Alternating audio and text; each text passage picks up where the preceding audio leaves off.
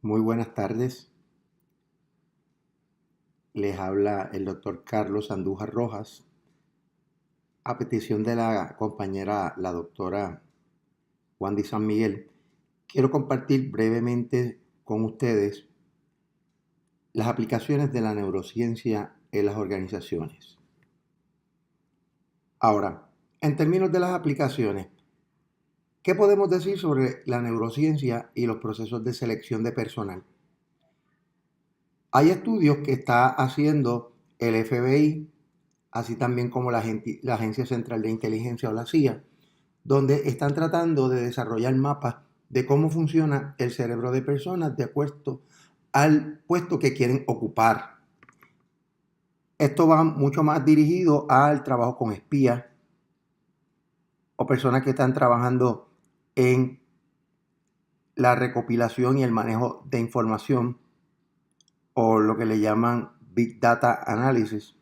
También, tanto la CIA como el FBI están trabajando en la utilización del MRI funcional, recogiendo medidas galvánicas también como sudoración, el comportamiento de la retina, para tratar de medir factores tales como la integridad y la honestidad. Y también Robert Waltman está trabajando con temas como la ética, cómo el cerebro a nivel neurocientífico responde ante el manejo de los aspectos éticos. Como sabemos, los aspectos éticos combinan aspectos racionales y socioemocionales que son bien importantes de integrar a la hora de uno hacer un análisis ético. También el doctor Richard Davidson de la Universidad de Madison en Wisconsin está estudiando cómo el cerebro se comporta ante lo que él denomina unos estilos emocionales, como la resiliencia, el enfoque, la intuición social, el optimismo, sensibilidad al contexto y conciencia de sí mismo. Estos 6 estilos se han encontrado que tienen una interacción con diferentes áreas del cerebro, pero que tienen un aspecto en común. Todos ellos median en una relación que se da entre los lóbulos frontales y prefrontales y el sistema límbico que maneja las emociones que experimentamos, sobre todo aquellas emociones que tienen que ver con emociones fuertes, tales como el coraje, el miedo, etcétera. También se están estudiando los niveles de oxitocina y cómo estos determinan los grados de cooperación de los candidatos a empleo. Algunos investigadores están postulando, y ahí es donde tenemos que mirar lo que es los trabajos serios versus las pretensiones de donde quisiéramos que vaya la neurociencia. Están mirando, por ejemplo, cómo el contar con MRI funcionales y combinándolo con electroencefalogramas cuantitativos, uno puede desarrollar, ¿no?, un mapa bien preciso de cómo las personas reaccionan a situaciones bien cercanas al lugar de trabajo y cómo eso permite tener unas predicciones mucho más efectivas que incluso algunas pruebas que tradicionalmente usamos.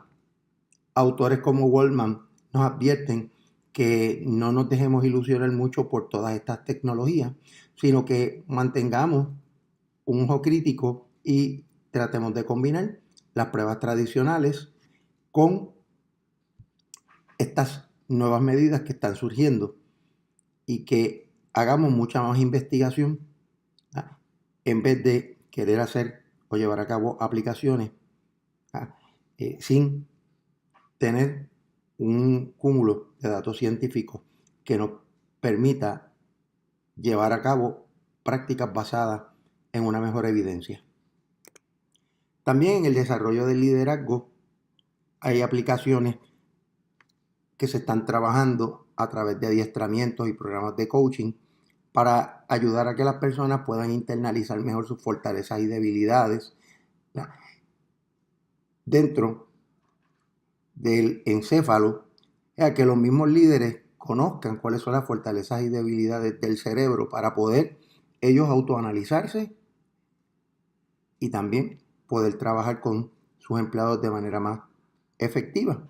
Aprender a identificar los circuitos de recompensa y los de amenaza en el cerebro, porque son los que activan áreas de placer, de sentimiento de recompensa y logro, que estimulan el neurotransmisor dopamina, y los circuitos de amenaza que por lo general activan algunas hormonas, sobre todo la hormona que afecta la toma de decisiones y la reacción, que es el cortisol. También se está trabajando con estrategias donde se busca mejorar la inteligencia emocional a través de diferentes tipos de ejercicios, coaching, donde lo que se busca es que las personas puedan establecer mayores conexiones neuronales entre los lóbulos frontales y prefrontales y el sistema límbico. También aprender a manejar el cambio y establecer estrategias de transformación organizacional utilizando los conocimientos que al momento tenemos sobre el cerebro. En las áreas de adiestramiento y desarrollo del capital humano, es importante impulsar estrategias de aprendizaje basadas en la neurociencia, como por ejemplo el desarrollo o la automatización de hábitos de trabajo utilizando heurísticas o procedimientos sencillos que nos permitan maximizar los resultados. Es bien importante que tengamos presente que no podemos sobrecargar el cerebro con mucha información, ya que de por sí el cerebro constituye un 2% del cuerpo humano y consume cerca de un 20% de la energía total en un día promedio. Por tanto, el cerebro trata de conservar la mayor energía posible utilizando procesos inconscientes y conscientes. Las heurísticas se convierten posteriormente en procedimientos inconscientes que se llevan de manera automática y con efectividad. Un elemento que sabemos que es bien importante para el aprendizaje es la neuroplasticidad. ¿Por qué? Porque el cerebro es maleable. Podemos aprender y reaprender y reflexionar sobre nuestra propia reflexión, o sea, meta reflexionar. Era ahí, perdonen que sea como tan tautológico, pero la realidad es que nosotros tenemos la capacidad de aprender a aprender, y eso nos hace muy distintos a incluso nuestros primos, los primates o los monos. Un dato bien importante en los procesos neurocientíficos es que el aprendizaje no solamente es cognitivo, sino es psicomotor o neuromuscular, lo cual implica que aprendemos más mientras practicamos, y mientras más practicamos aquellas destrezas que combinan lo mental y lo físico, más desarrollamos, ¿verdad?, un aprendizaje que se demarca, ¿verdad?, en una creación de conexiones neurales bien fuertes que incluso se conectan dendritas en los procesos de aprendizaje tan fuertes que se genera lo que se conoce como espinas dendríticas. Y que otro de los elementos que se conoce en el campo del adiestramiento es el aprender de manera sistemática o gradual. Así que la famosa taxonomía de Bloom, hoy en día mejorada, tiene unas implicaciones interesantes en estos procesos neurocientíficos, porque para nosotros tener un pensamiento más profundo tenemos que dominar unos conceptos básicos y comprenderlos adecuadamente antes de poderlos aplicar. También en el tema de transformación y desarrollo organizacional, sabemos que el cerebro no es muy amigo del cambio, por eso es que ha tardado miles y miles de años en ir evolucionando. Pero también no es menos cierto que le gusta la novedad de vez en cuando y puede manejar los cambios y sobre todo los puede manejar porque tiene la capacidad de ser una máquina predictiva. Pero como máquina predictiva necesita información. Lo que es importante en los procesos de cambio deben ser informados de manera tal que los empleados tengan la información necesaria para poder manejar el cambio adecuadamente. Y también que los procesos de cambio puedan manejarse tanto a corto, mediano y largo plazo. Otro elemento es que también el cerebro necesita introspección, necesita un espacio para poder analizar el cambio e internalizarlo viendo los posibles beneficios que éste puede tener, tanto a corto, mediano como a largo plazo. También se ha encontrado que dar participación en los procesos de cambio estimula la generación de dopamina, que está asociada con los circuitos de recompensa, motivación, sentido de logro, y la oxitocina, que es la capacidad o es el neurotransmisor que ayuda a que uno como individuo tenga la capacidad de cooperar y se involucre y sea empático con sus compañeros de trabajo.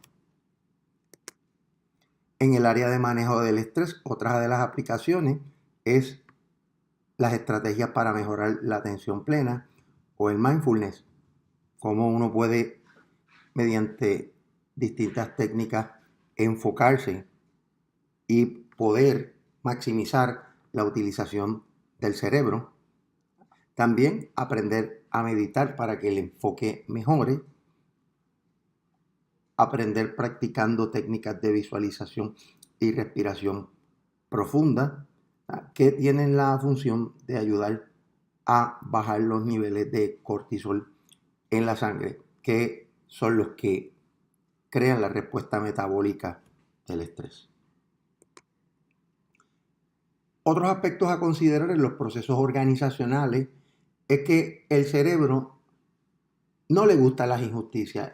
Tenemos la capacidad de crear ese balance que es percibido por un lado, pero que también el cerebro lo mira como una pérdida, y es cuando no se le trata a las personas justamente, y por eso es que hemos avanzado en los últimos años tratando de entender mejor el concepto de justicia organizacional y cómo la justicia organizacional tiene unos impactos bien importantes dentro de una organización y cómo la injusticia puede afectar severamente el clima y la cultura de una organización.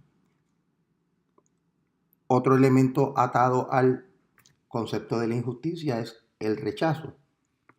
Matthew Lieberman, profesor de la Universidad de Harvard, ha encontrado que los circuitos cerebrales que se asocian con el rechazo también se asocian con áreas de dolor.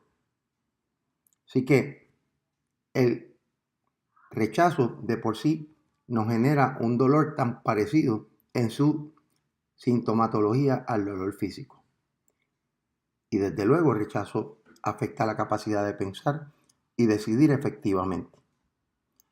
Otro aspecto que hemos estudiado dentro de este campo y que cada día tenemos información adicional es que las decisiones dependen de aspectos racionales y emocionales. El doctor Antonio Damasio ha trabajado con personas que han tenido lesiones en las áreas que conectan los lóbulos prefrontales y frontales con el sistema límbico, y eso lo que hace es que estos pacientes no puedan tomar decisiones y se queden solamente analizando un problema desde una perspectiva racional, mientras que se inhabilitan áreas de su sistema límbico que están asociadas con las emociones. Dicho de otra manera, las emociones son importantes para la toma de decisiones, así como también el aprendizaje. Las memorias deben combinar lo racional con lo emocional. Los estudios lo que nos dicen es que las memorias que más perduran son aquellas que combinan ambos aspectos. Así que, brevemente, quería compartir esto con ustedes.